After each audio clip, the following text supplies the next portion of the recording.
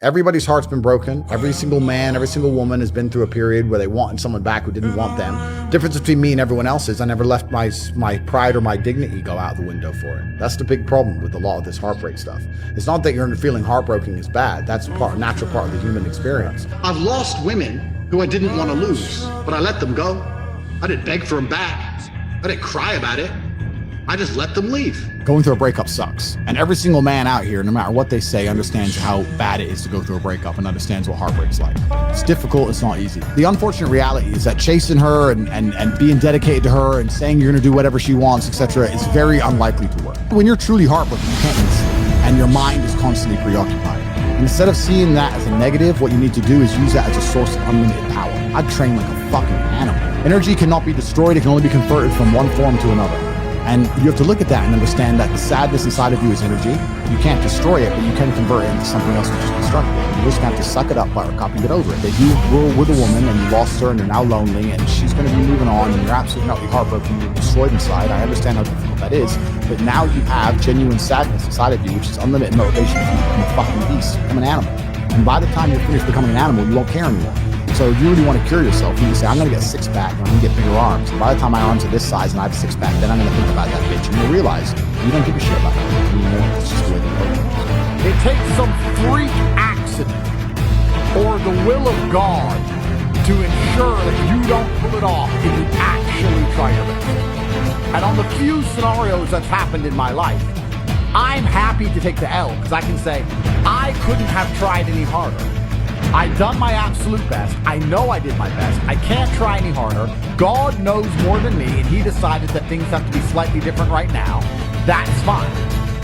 Going through a breakup sucks.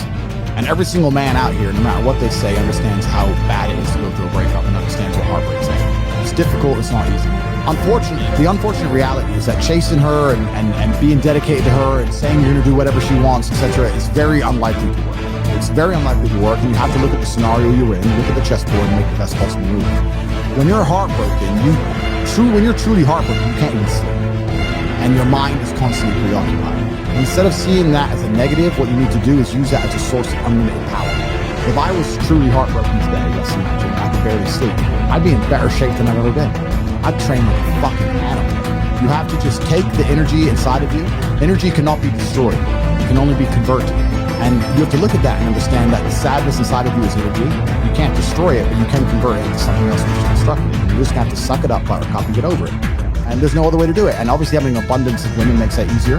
But I wouldn't even put it that way. I'd say if you were with a woman and you lost her and you're now lonely and she's going to be moving on and you're absolutely not heartbroken and you're destroyed inside, I understand how difficult that is.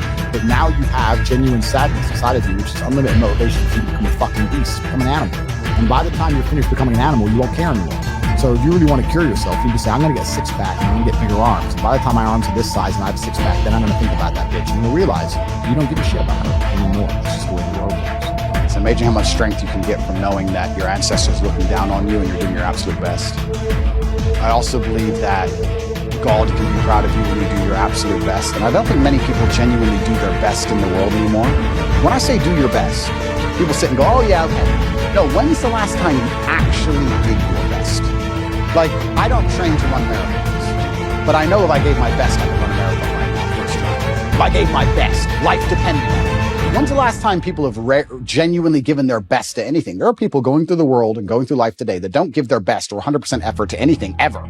Ever. They can't even remember the last time they tried. So when I'm sitting in a dungeon, I'm sitting in a Romanian jail cell, I understand that it is a chance that God has given me and my ancestors are watching for me to do my absolute best and to show to them that I am the man I say I am. You can't become the most famous man in the world for mental resilience and God not test your mental resilience. I think that would be a very amateur way to view the world, that you can now become one of the most famous men in the world who talks about mental discipline and mental resilience and God's not going to test it. I think God's going to come along and say, okay, you want to be Mr. Famous. All right, let's see what you have. I hear people say, oh, it's hard, or I don't have time, etc., etc. All you're doing is telling me you're a loser. Every single winner feels the same as you do. The difference is they do not quit. They do not give up. They do not make excuses. They stay on the highway. It's amazing what you can achieve if you never give up. My saying, unmatched perspicacity and sheer indefatigability that point is important. Sheer indefatigability. The inability to become fatigued. If you never quit, if you never give up, if you never give in, you're gonna get exactly what you wanted. All you had to do was don't be a fucking coward. When I was 20, me and my girlfriend broke up. I was with her for 4 years. I couldn't sleep. I couldn't, and this is before social media. That was it. She's gone now. Like, she moved. I didn't know where she lived. That was it. And I couldn't sleep. Now, it wasn't like I was crying my eyes out, but I couldn't sleep. Need something else to do. Need something else to do. So I thought, fuck, I'll hit the gym at 6 a.m., hit the gym at 3 p.m., hit the gym at 8. I had nothing else to do but fight. So I took all that trauma, all that heartbreak, and I molded it into becoming a world-level combatant, right? So there's not. What did we talk earlier about how trauma can mold you? Trauma can be a fantastic thing. Heartbreak, depression, sadness, these are all fantastic motivators. I'm telling you why they're a fantastic motivator. You go to a guy who's heartbroken, he has all the motivation in the world to send 300 text messages. He has the motivation, he's putting it in the wrong place. You're not tired when you're winning. You're tired when you're losing. That once you start to win, you get to find unlimited energy from the universe from somewhere, and you just continue to push forward, no matter how hard it is. Winning is easy. It's trying to turn it around when you're losing that is difficult. You take this lesson from boxing, you apply it to everything else in life, you apply it to money and say, once I start to make money, I know I will have endless motivation to keep making money. It's just hard to make money in the first place. It's hard to get over that hurdle, but once I get going, it's easy. It's a positive reinforcement loop. When you tolerate something, you're admitting you deserve it.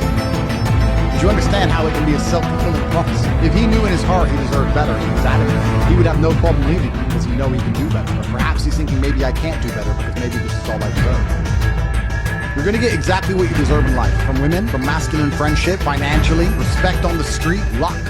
You get the luck you deserve. If you try your very best in all things, you pray, you're really thankful to God, you say thank you all the time, you start to become very lucky. Lucky things start to happen. Your largest enemy on the planet today is yourself. Self-betrayal is something most of you are struggling with and you didn't even realize. When you have negative thoughts that prevent you from being the best version of yourself, you should understand that your mind is attempting to betray you. If you actually analyze most of your failures, you're gonna see the majority of them come from self-sabotage. Anxiety is self-betrayal. Panic is self-betrayal. Procrastination is self-betrayal. Laziness is self-betrayal. Lacking motivation is self-betrayal. And you'd be amazed how much of life, even in the physical realm, is mental. If you believe you can run a marathon, you can run a marathon. Ask yourself, why do you need motivation to do something hard? Hard used to excite men. In days of old, they would say, here's this unexplored land. That looks hard to get to. Let me take the risk so that my name is remembered. And now I see people asking me for motivation all the time because hard intimidates. Hard is putting you off. When hard is put in front of you, you should say, finally, God, universe, finally you've given me something difficult. My life has been too easy for too long. I'm too capable to live such a meager existence and simply survive. I needed a challenge. I needed something difficult. Finally, thank you. Once you break through hard, respect lies on the other end because most people can't get there. The biggest disconnect for me is mental health and physical reality. I've said to depressed people before, I'm depressed, I have a disease. Okay, you have a disease. Describe your life. You describe your life, so you don't have a disease. What's your life? That's it. You have a shit life. So, you don't got disease, you're just a fucking loser. Fix your life, you'll feel better. No, it's not that simple. It is that simple, my friend, because I'll tell you something, I'm the happiest man on the planet, but if I was you, I'd be depressed. So that's it. You're a fucking loser. And the reason I say it so brutally is because I don't believe the people who are losers didn't decide to be losers. If you're a loser, you chose to be. For the same reason if you're fat, you chose to be fat. I don't fucking buy any bullshit that someone is force feeding. You decided to be.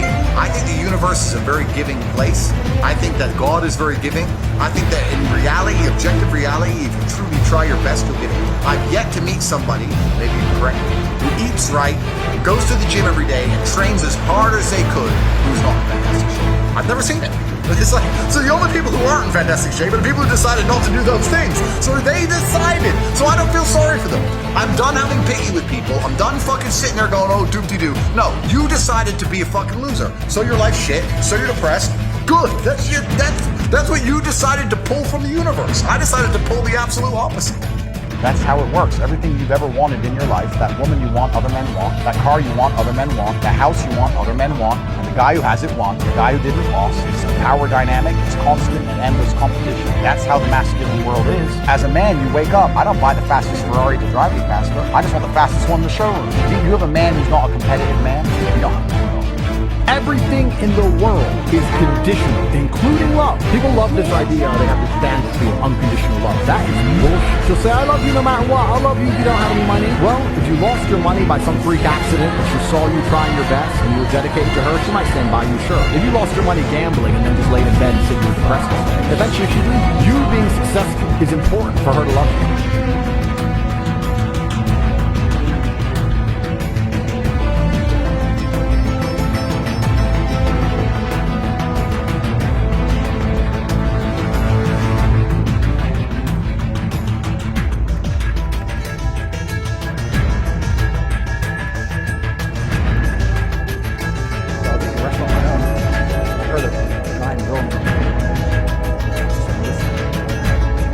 Just chilling, on my phone, whatever. And they were talking for an hour. Everything they spoke about as they got to know each other was the absolute achievements of other people. Well, I like this band. Well, I like that band too. Or have you ever been here? Like everything they talked about, nothing was I've done this or I want to do this. You've seen this movie. What do you think of this? And it was just everything everyone else did. And it's amazing that if you were to make a movie about that person's life, they're not even the main character in their own fucking life. They're just a consumer of everyone else. This is how people are going through the world. And they're wondering why they're unhappy. You're externalizing your happiness to some they have to win for you to be happy. If you can externalize everything and have no self-control, it's better than you. Then life's good. Ask yourself, why do you need motivation to do something hard? Hard used to excite men. In days of old, they would say, here's this unexplored land. That looks hard to get to. Let me take the risk so that my name is remembered. And now I see people asking me for motivation all the time because hard intimidates. Hard is putting you off. When hard is put in front of you, you should say, finally, God, universe, finally you've given me something difficult. My life has been too easy for too long. I'm too capable to live such a meager existence and simply survive. I needed a challenge. I needed something difficult. Finally, thank you. Once you break through hard, respect lies on the other end because most people can't get there.